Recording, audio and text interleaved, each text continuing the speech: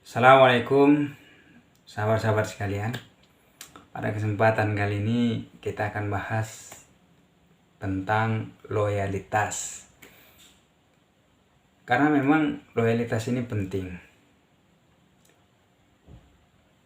Kepada siapa loyalitas kita ini harus kita berikan.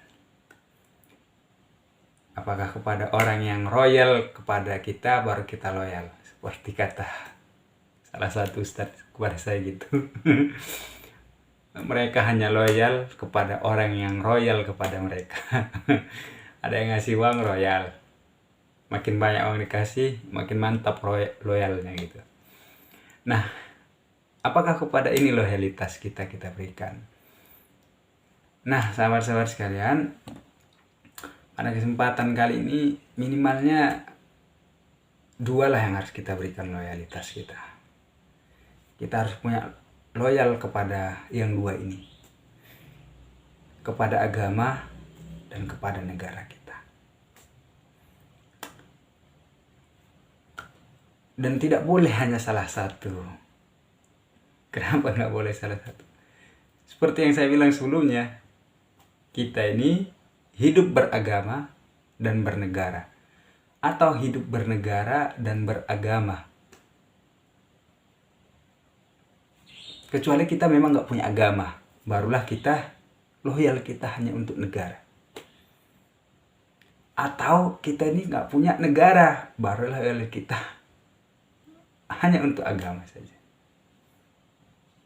Oh, saya nggak mau ada loyal untuk itu. Oh, bisa. Anda nggak usah bernegara, nggak usah beragama. Cari tempat Anda yang lain.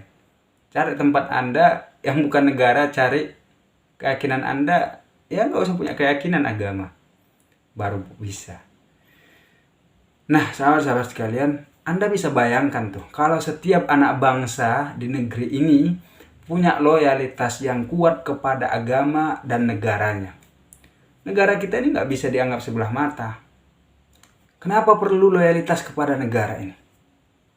Karena kita lahir di negara ini. Anak kandung negeri ini. Bukan anak tiri. Jadi sudah seharusnya kita punya rasa kepemilikan dan loyalitas, kepekaan yang kuat kepada negara ini. Jadi sahabat-sahabat sekalian, Anda bisa bayangkan, kalau loyalitas anak bangsa kita tidak ada untuk negaranya, maka kejadiannya seperti yang sekarang begitu.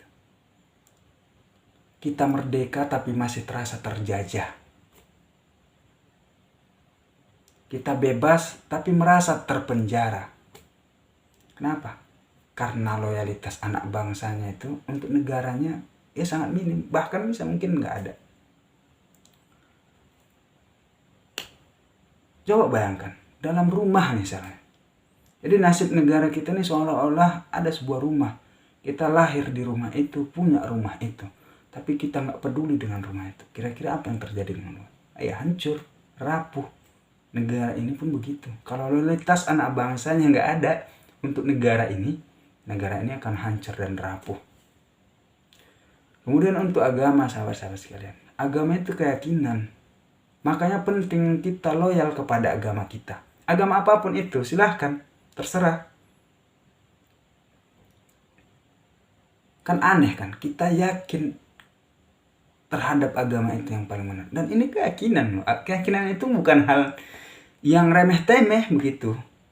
Orang kalau udah yakin tuh ya bulat tekadnya gitu. Maka aneh kalau ada orang mengatakan bahwa nggak perlu merasa paling benar agama Anda. Karena kita merasa paling benarlah agama itu, makanya kita yakin dengan agama itu dan memeluknya. Kalau Anda merasa agama itu nggak paling benar, ya cari agama yang paling benar. Atau kalau nggak Anda temukan, ya udah nggak usah beragama sekalian. Karena kita yakinlah paling benar agama itu, makanya kita perlu. Makanya loyalitas kita harus ada gitu. Agar jangan sampai kita ini beragama itu tapi menginjak-injak agama itu. Atau malah sebaliknya. Kita abaikan saja begitu. Jadi sahabat-sahabat sekalian, Dua hal ini minimal loyalitas pada anak bangsa itu harus ada. Loyalitas kepada negaranya dan kepada agamanya. Dan ini harus bisa dikompromikan dalam berbangsa ini. Jadi sahabat-sahabat sekalian, loyalitas ini penting. Pertanyaannya kan begini, tugas siapa ini untuk menumbuhkan loyalitas anak bangsanya ini kepada agama dan negara?